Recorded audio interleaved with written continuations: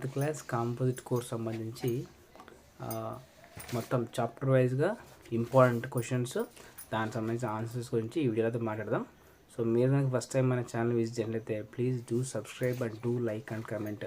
మీరు లైక్ చేసి షేర్ చేస్తేనే యూట్యూబ్ అనేది మన వీడియోస్ని ఎక్కువ మందికి రికమెండ్ చేస్తుంది.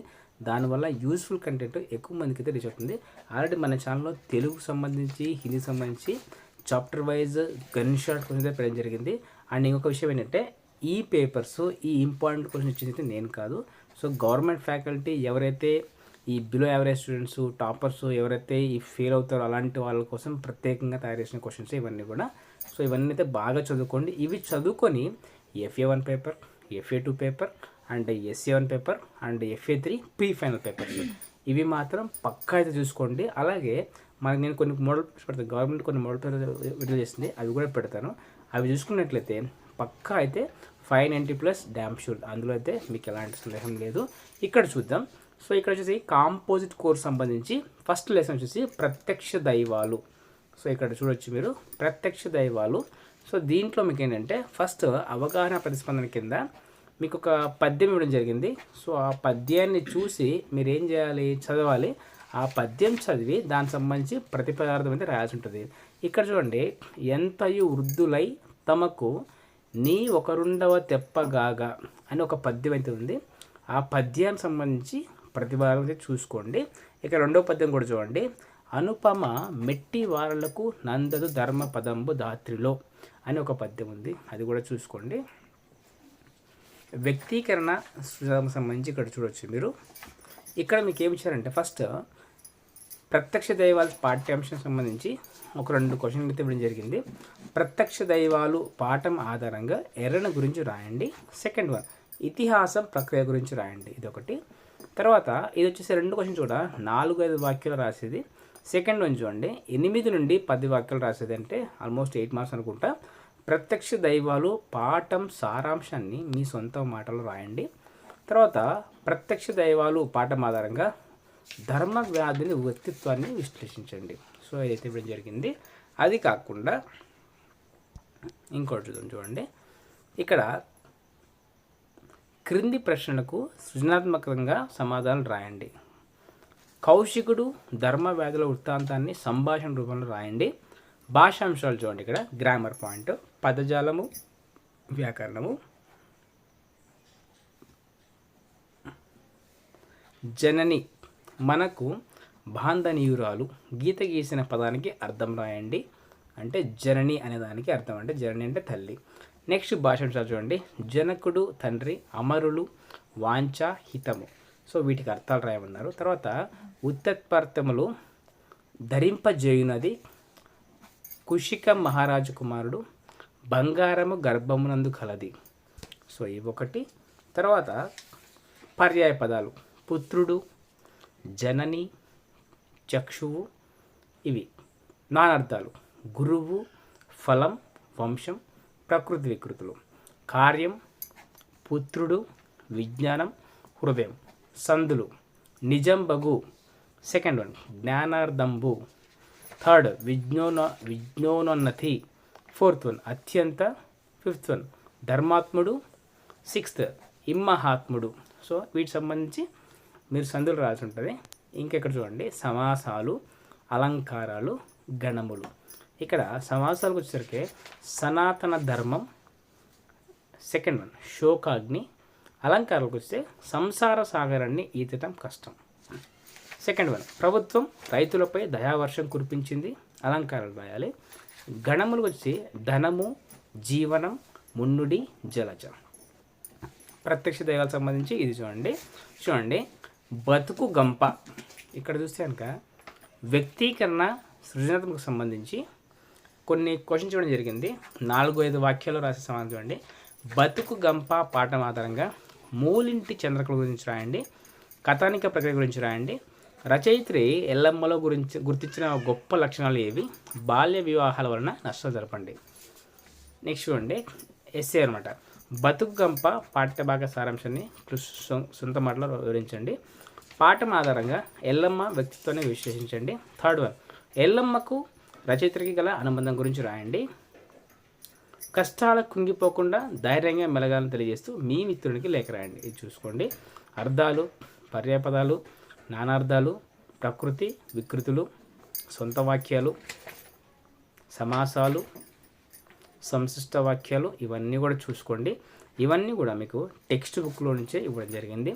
ప్రతి దాని ఆన్సర్ అయితే నేర్చుకోండి. ఖచ్చితంగా అయితే మీకు ఫైనల్ ఎగ్జామ్స్లో ఇందులో నుంచి అయితే తప్పకుండా అయితే ఎక్స్పెక్ట్ చేయొచ్చు. అండ్ శతక మాధుర్యం ఇక్కడ చూడండి. పద్యాలను కొద్దిగా ఫాస్ట్గా అయితే స్క్రోల్ చేయడం జరుగుతుంది, ఎందుకంటే మళ్ళీ లెంత్ ఎక్కువైపోతుంది. అర్థం పద్యం చూడండి. ఈ పద్యానికి ప్రతిభారం చూసుకోండి. పలుచని నీచ మానవుడు పాటి దళంపక నిష్ఠూరోక్తులం అదొకటి. లేవో గానలం గదముల ఫలముల్ లేవో గుహోత్తముల్ ఇదొకటి చూసుకోండి, 2 పద్యాలు. తర్వాత థర్డ్ నీతి ప్రౌఢ విహారులై ఇదొకటి చూసుకోండి. ఈ పద్యాలు ప్రతిభారం చూసుకోండి. వ్యక్తీకరణ సృజనాత్మకు సంబంధించి శతక ప్రక్రియ గురించి రాయండి. తర్వాత విద్యావంతులు ఎటువంటి గుణాలను కలిగి ఉంటారు, వ్యక్తుల నిత్య జీవితంలో నైతిక విలువల అవసరం తెలపండి. తర్వాత ఒక లెటర్ ఇవ్వండి. మీ పాఠశాలలో నిర్వహించే పద్యాల పోటీలో విద్యార్థులందరూ పాల్గొనాలని కోరుతూ ఒక ప్రకటన రాయండి. తర్వాత భాషాంశాలు అంటే ఈ చాప్టర్ సంబంధించి గ్రామర్ పాయింట్స్, అర్థాలు, ఉత్పత్తములు, పర్యాపదాలు, నానార్థాలు, ప్రకృతి వికృతులు, సమాసాలు ఇవన్నీ కూడా అయితే క్లియర్గా చూసుకోండి. సో ఇవైతే బాగా ప్రాక్టీస్ చేసుకోండి. డెఫినెట్గా అయితే ఇందులోంచి మీరు ఫైనల్ ఎగ్జామ్స్లో తప్పకుండా అయితే ఎక్స్పెక్ట్ చేయొచ్చు. అలంకారాలు చూసుకోండి. అక్షర జ్ఞానం లేని నరక్షర కుక్షి ఈ క్షితిలో ప్రత్యక్షముగా కష్టముల పాలగును. తర్వాత లక్ష భక్షములు భక్షించే లక్ష్మయ్యకు ఒక భక్ష్యము లక్ష్యమా, గణములు జగము పలుకు యుగము ధరలు ఇవన్నీ అయితే చూసుకోండి ఆ చాప్టర్ సంబంధించి. నెక్స్ట్ చూడండి ఉపన్యాస కళ. ఇది కూడా అంతే, 4-5 వాక్యాల్లో సమాధానం రాయండి అని కొన్ని క్వశ్చన్స్ చేయడం జరిగింది. ఉపన్యాస కళ పాఠం ఆధారంగా రచయిత్రి వాసిరెడ్డి సీతదే గురించి రాయండి అనేది ఒక క్వశ్చన్. తర్వాత వ్యాసం గురించి రాయమని. తర్వాత వక్త ఎప్పుడు అపహాస్యం పాలవుతాడు. నెక్స్ట్ ఉపన్యాసం ఎప్పుడు రసాభాస అవుతుంది అదొకటి. తర్వాత నెక్స్ట్ 8 నుండి 10 వాక్యాలు రాసేది క్వశ్చన్ చూడండి. ఉపన్యాసంలో భాష ఎలా ఉంటే బాగుంటుంది, మంచి వక్తగా ఎదగాలంటే ఏం చేయాలో ఈ పాఠం ఆధారంగా రాయండి. తర్వాత మీ పాఠశాల విద్యార్థికి వక్తృత్వ పోటీలో జిల్లా స్థాయి బహుమతి వచ్చింది, అతనిని అభినందిస్తూ ఒక అభినందన పత్రం రాయండి, అది చూసుకోండి. తర్వాత భాషాంశాలు ఈ గ్రామర్ పాయింట్స్ అయితే అన్నీ చూసుకోండి. అర్థాలు, పర్యాయపదాలు, జాతీయాలు, సందులు, సమాసాలు, సంశిష్ట వాక్యములు ఇవన్నీ కూడా చూసుకోండి తప్పకుండా అయితే. అందులో నుంచి మీకు ఎగ్జామ్కి వస్తాయి. నెక్స్ట్ చూడండి జలియన్ వాలాబాగ్.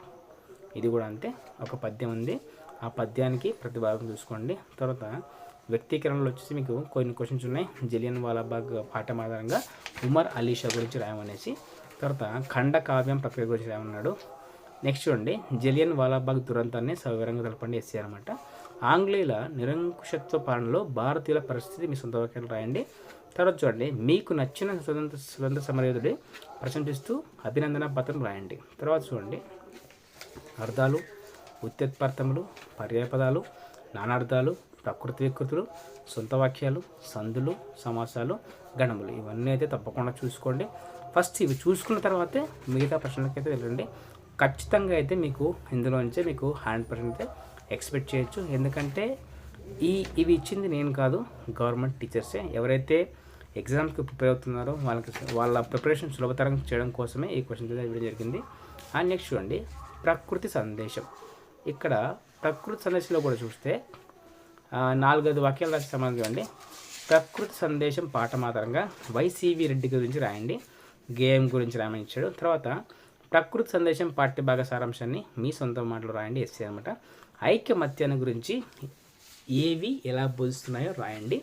తర్వాత సృజనాత్మక సంబంధించి ప్రకృతిలో మీరు చూసిన అందమైన ప్రదేశాలు వర్ణిస్తూ రాయండి. తర్వాత భాషాంశాలు, గ్రామర్ పాయింట్స్, అర్థాలు, ఉత్పత్తములు, పర్యాపదాలు, నానార్థాలు, ప్రకృతి వికృతులు, సందులు, సమాసాలు, అలంకారాలు, గణములు ఇవన్నీ అయితే బాగా చూసుకోండి. 100% అయితే మీకు ఇందులోంచే ఎక్స్పెక్ట్ చేయొచ్చు. ఫస్ట్ ఈ క్వశ్చన్స్ అయితే మీరు ఫినిష్ చేయండి. ఇవి ఫినిష్ చేశాకే మిగతా వాటికి అయితే చూసుకోండి, డెఫినెట్గా అయితే మీరు ఎక్స్పెక్ట్ చేయొచ్చు. నెక్స్ట్ చూడండి 8th జీవని. దీంట్లో కూడా 4-5 వాక్యాల్లో రాసే సమాధానాలు ఉన్నాయి. ఇక్కడ ఫస్ట్ జీవని పాఠం ఆధారంగా రచయిత వి చంద్రశేఖరరావు గురించి రాయండి. కథా ప్రక్రియ గురించి రాయండి సెకండ్. అండ్ నెక్స్ట్ అండి ప్రత్యేక అవసరాలు గల పిల్లల గురించి విశ్వనాథం అభిప్రాయం రాయండి. లలిత జీవని కోసం తరగతి ఉపాధ్యాయుని ఏమని అర్థించింది. ఎస్ఏ చూడండి జీవని పాఠం ఆధారంగా మీరు గ్రహించిన విషయాలను సొంత మాట రాయండి. తర్వాత మీ పాఠశాలలో ప్రత్యేక అవసరాలు గల పిల్లలకు నీవు ఎలా తోడ్పడతావు. ఇక్కడ ఒక విషయాన్ని గమనించండి, ప్రత్యేక అవసరాలు గల పిల్లలు అంటే physically handicapped or physically challenged persons అనమాట, వాళ్ళ గురించి. నెక్స్ట్ గ్రామర్ పాయింట్ చూసుకోండి, ఇవన్నీ అయితే పక్కా చూసుకోండి. అర్థాలు, తత్పర్థములు, పర్యాయపదాలు, నానార్థాలు, ప్రకృతి వికృతులు, సొంత వాక్యాలు, సందులు, సమాసాలు, అలంకారాలు, సంశిష్ట వాక్యములు, తర్వాత ఇవన్నీ చూసుకోండి. పక్కా అయితే మీకు ఇందులోంచి మీరు తప్పకుండా అయితే ఎక్స్పెక్ట్ చేయొచ్చు. ఏది కూడా మిస్ చేసుకోవద్దండి, బాగా అయితే ప్రాక్టీస్ చేసుకోండి. ఇవి చదివి మిగతా చూసుకున్నట్లయితే మీకు పక్కా అయితే మంచి మార్కులు వస్తాయి. నెక్స్ట్ రాజధర్మం, దీంట్లో కూడా చూడండి ఈ చాప్టర్ క్రింది పద్యానికి ప్రతిపాదం రాయండి. ఆ పద్యం చూసుకోండి, ఆ ప్రతిపాదం భావం కూడా చూసుకోండి. తర్వాత రాజధర్మం పాఠం ఆధారంగా కవి శ్రీకృష్ణదేవుల గురించి రాయండి. ఇదొకటి. ప్రబంధం ప్రక్రియ గురించి నేర్చుకోండి.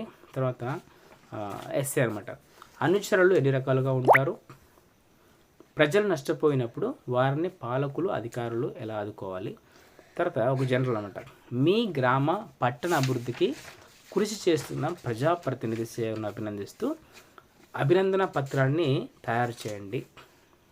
ఇంకా గ్రామర్ పాయింట్స్ అర్థాలు, ఉత్పత్తార్థములు, పర్యాపదాలు, నానార్థాలు, ప్రకృతి వికృతులు, సందులు, సమాసాలు, అలంకారాలు, ఇవన్నీ కూడా చూసుకోండి గణములు. తర్వాత నెక్స్ట్ చూడండి కన్యాశుల్కం, దీంట్లో కూడా అంతే క్వశ్చన్స్ అనమాట. ఇది గద్యం. కన్యాశుల్కం పాఠం ఆధారంగా రచయిత గురజడ అప్పారావు గురించి రాయండి. నాటకం ప్రక్రియ గురించి రాయండి. అగ్నిహోత్రవాదనులు పాత స్వభావం ఎలాంటిది, గ్రీషం ఎలాంటివాడు. ఎస్సీ చూడండి. నెక్స్ట్ కన్యాశుల్కం పాఠ్యభాగం ద్వారా కవి చెప్పదలుచుకున్న అభిప్రాయం ఏమిటో రాయండి. సెకండ్ ఆధునిక విద్య వలన కలిగే ప్రయోజనాలు విపులీకరించండి. నెక్స్ట్ చూడండి సృజనాత్మకతకు సంబంధించిన క్వశ్చన్ ఒకటి, మీ ఊరిలో జరిగే నాటక ప్రదర్శనకు ప్రేక్షకులకు ఆహ్వానం పలుకుతూ ఒక కరపత్రాన్ని తయారు చేయండి. అంటే ఇన్విటేషన్ అనమాట. మీ ఊరిలో జరిగే ప్రోగ్రామ్కి మీరు మీ ఊరు వాళ్ళని ఎలా ఇన్వైట్ చేస్తారనేది రాయాల్సి ఉంటుంది. అదొకటి. గ్రామర్ పాయింట్ అయితే అన్నీ చూసుకోండి, అర్థాలు, పర్యాయపదాలు, ననర్థాలు, ప్రకృతి వికృతులు, తర్వాత సొంత వాక్యాలు, సందులు, సమాసాలు, అలంకారాలు, సంక్లిష్ట వాక్యాలు, సామాన్య వాక్యాలు ఉంటాయి కూడా. సో ఇవన్నీ కూడా పక్కా అయితే చూసుకోండి. సో దీంట్లో నుంచి 100% అయితే మీరు ఎక్స్పెక్ట్ చేయొచ్చు. నెక్స్ట్ చూడండి సూక్తి సుధ, దీంట్లో కూడా అంతే. సూక్తి సుధ పాఠం ఆధారంగా కవి ఎస్ గంగప్ప గురించి రాయండి. నెక్స్ట్ సాహితీ వాక్యం, సాహితీ వ్యాసం ప్రక్రియ గురించి రాయండి. అన్నమయ్య ఎవరిని అసహించుకున్నాడు, ఎందుకు, మనిషి ఎప్పుడు ఉన్నతులవుతాడు. నెక్స్ట్ చూడండి ఎస్సే పాఠం ద్వారా మీరు గ్రహించిన విలువలను మీ సొంత మాటలు రాయండి. నెక్స్ట్ మీ పాఠశాలలో జరిగే భాషోత్సవాలకు ప్రముఖ కవి వచ్చారు, తెలుగు కవుల గురించి తెలుసుకోవడానికి ప్రశ్నలు అంటే క్వశ్చన్స్, ఇంటర్వ్యూ ఎలా చేస్తారనేది క్వశ్చన్ అది. తర్వాత గ్రామర్ పాయింట్ చూడండి, అర్థాలు, పర్యాయపదాలు, ననర్థాలు, ప్రకృతి వికృతులు, సందులు, సమాసాలు, అలంకారాలు అండ్ సంశిష్ట వాక్యాలు, ఇవన్నీ కూడా చూసుకోండి. ఇవన్నీ కూడా very very very very important, ఏవి మిస్ చేసుకోవద్దు. అండ్ నెక్స్ట్ చూడండి శ్రీమద్ రామాయణం ఉపవాచకం అనమాట. శ్రీమద్ రామాయణం ఇది ఉపవాచకం చూడండి. ఈ ఉపవాచకంలో కాండాల పేర్లు, పాత్రల పేర్లు, సన్నివేశాల పేర్లు ప్రతి ఒక్కటి ఉన్నాయి. అవన్నీ కూడా చూసుకోండి. ఖచ్చితంగా అయితే ఇంపార్టెంట్ క్వశ్చన్స్. ఇది మేబీ అందరికి కాకపోవచ్చు కానీ కొంతమందికి తప్పకుండా అయితే ఉపయోగపడుతుంది. ఒకవేళ మీకు అవసరం ఉండలేకపోయినా ఎవరికైతే అవసరం తప్పకుండా షేర్ చేయండి. అలాగే మీకు ఏమైనా కామెంట్స్, ఒకవేళ మీకు ఏమైనా డౌట్స్ ఉంటేనే కామెంట్స్ అడగండి, నేనైతే డెఫినెట్గా అయితే మీకు చేస్తాను. అండ్ మీకు కుదిరితే కనుక తెలుగు ఫ్యాకల్టీతో ఒక వీడియో వేసి చెప్తాను మీకు, అంటే తక్కువ సమయంలో మంచి మార్కులు తెచ్చుకోవడం ఎలా అనేది ఒక ఫ్యాకల్టీతో అయితే మీకు ఒక వీడియో చేయిస్తా. అలాగే అవన్నీ అయితే ఫాలో అవుతారు. And stay tune for more updates. ఇలాంటి మరిన్ని అప్డేట్స్ కోసం అయితే మన ఛానల్ని సబ్స్క్రైబ్ చేసుకోండి అండ్ క్లిక్ అయిన బెల్ ఐకాన్ పైన నోటిఫికేషన్. మీరు లైక్ చేయండి, లైక్ చేస్తేనే యూట్యూబ్ అనేది మన వీడియోస్ని ఎక్కువ మందికి అయితే రికమెండ్ చేస్తుంది. అండ్ దానివల్ల ఒక యూస్ఫుల్ కంటెంట్ ఎక్కువ మందికి అయితే రీచ్ అవుతుంది. And stay tune for more updates. And thank you so much for watching my video.